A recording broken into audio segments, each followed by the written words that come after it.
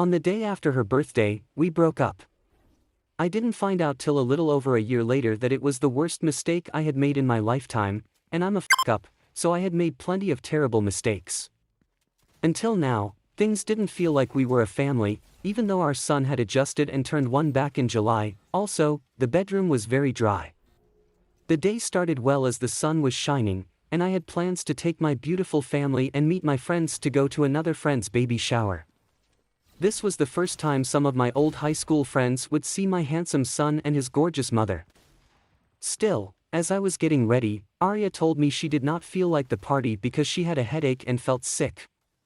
I was immensely bummed out, but I tried not to show it and told her with my comforting voice that it was okay and she and the baby could rest for the day. I ended up riding with my best friend and his family, which made me jealous that he got to show off his wife and daughter while I showed up all alone. Don't get me wrong, I was surrounded by friends, it's just that I was really looking forward to showing how much I loved my family. Sitting at the party, I just couldn't stop thinking about my family. After all the games and a piece of cake, we said our goodbyes and left.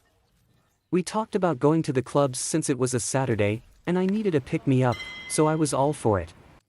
Once I got home, I was just getting ready to go out since this was around 8 p.m. We were going to a bigger city about 45 minutes away, so we liked to leave early to skip the lines. I found out that Arya took our son to her sister's house and played at the park with her family. When she got home, she was confused about why I was dressed to go out. After she showered, we got into the most important argument I ever had in my life. It pains me to talk about, even now 2 years later. But, I'm not gonna play the victim. I wanted to hurt her because she wounded me when she blew me and my event off so she could do something else with her family.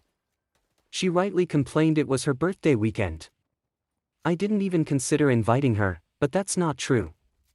I wanted to ask her, but she was sick all day, so I thought she would be too ill to go party.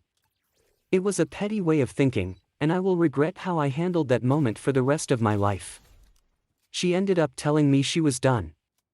She's gonna move out if I went. I didn't know it then, but as she sat there refusing to look at me, she contemplated all the wrong stuff I had done to her and added it all up.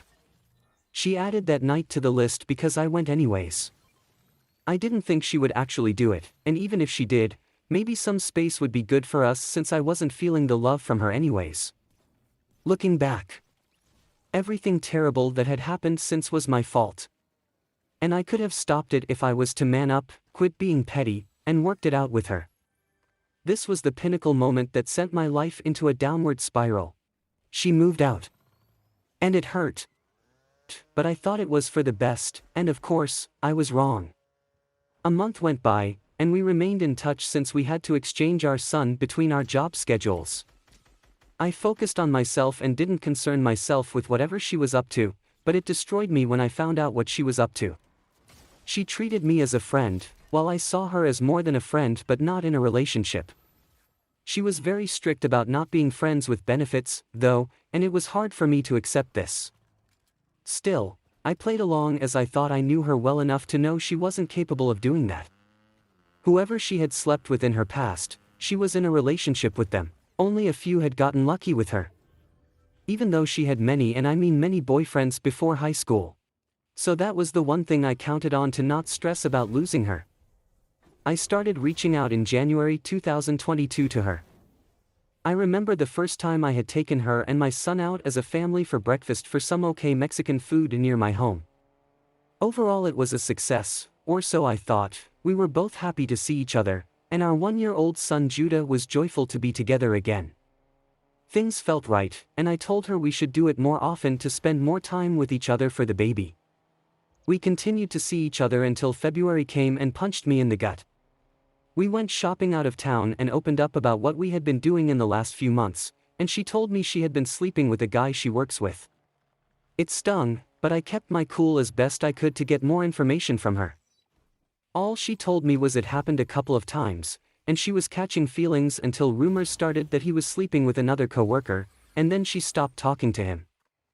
Also, I asked if she used protection, and she lied and told me she did.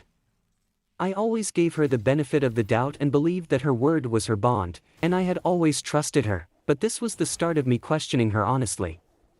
Again, it was a hard hit since I thought I knew her. Not only that, but I found out they had been working together for many months before our breakup. As far as I know, they were probably flirting and talking well before we broke up. Not to mention, I also found out that she slept with this loser a month after our breakup and almost caught feelings. It all happened too fast, but I was relieved she told me it was over, and since we weren't together then, I shouldn't concern myself with it. Knowing she moved on so quickly confirmed my fears and started my devotion to making her mine again. Besides switching to part-time and spending most if not all of my money, time, and taxes trying to impress her, things looked good for us, or so I thought.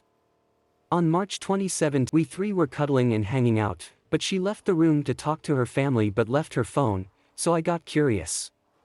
The password was the exact 90,398, and I went through her message to find out that she told her best friend she was 3 days late for her period, and the last guy slept with was the guy she told me about.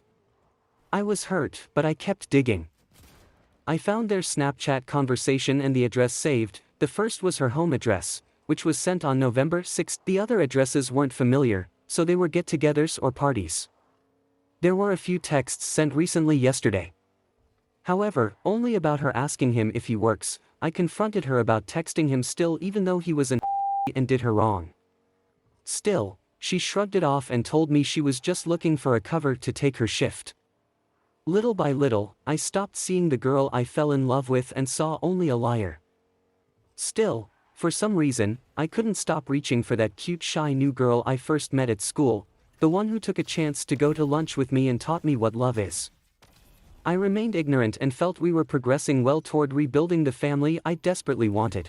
Then a few good months had passed. Until I got my heart ripped out of my chest and left me bleeding on the floor.